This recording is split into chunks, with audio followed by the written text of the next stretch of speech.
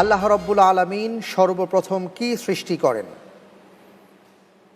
ক মুহাম্মদ সাল্লাল্লাহু আলাইহি ওয়াসাল্লামের নূর, খ আদম আলাইহিস সালামকে, গ আসমান জমিন, ঘ কলম।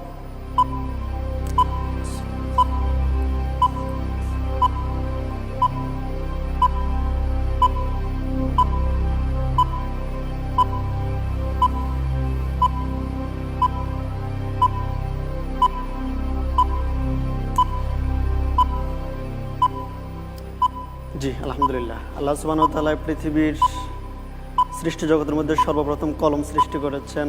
সো উত্তর হবে ঘ কলম। কলম লক করে দেয়া হোক, ঘ কলম।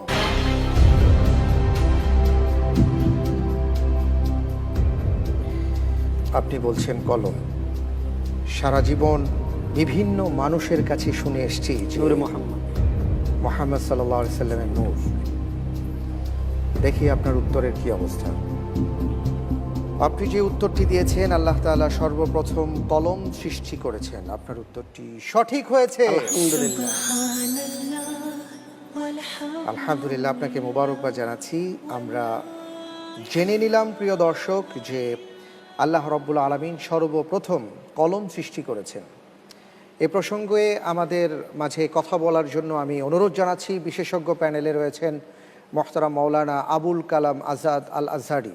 আল্লাহ সুবহানাহু ওয়া তাআলা সর্বপ্রথম যে সৃষ্টি সেটা হচ্ছে কালাম, যা কোরআনুল কারীমের বিভিন্ন আয়াত এবং রাসূল সাল্লাল্লাহু আলাইহি সাল্লামের হাদিস দ্বারা সাব্যস্ত হয়েছে।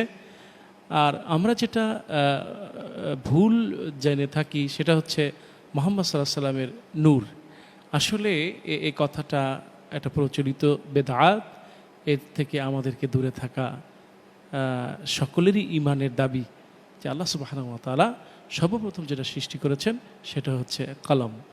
এটাই দালালাত করে যে আল্লাহ সুবহানাহু ওয়া তাআলা শিক্ষাকেই মানুষের সৃষ্টির আগেই শিক্ষাকে আল্লাহ প্রাধান্য দিয়েছেন। অনেক অনেক ধন্যবাদ আপনাকে। আলহামদুলিল্লাহ।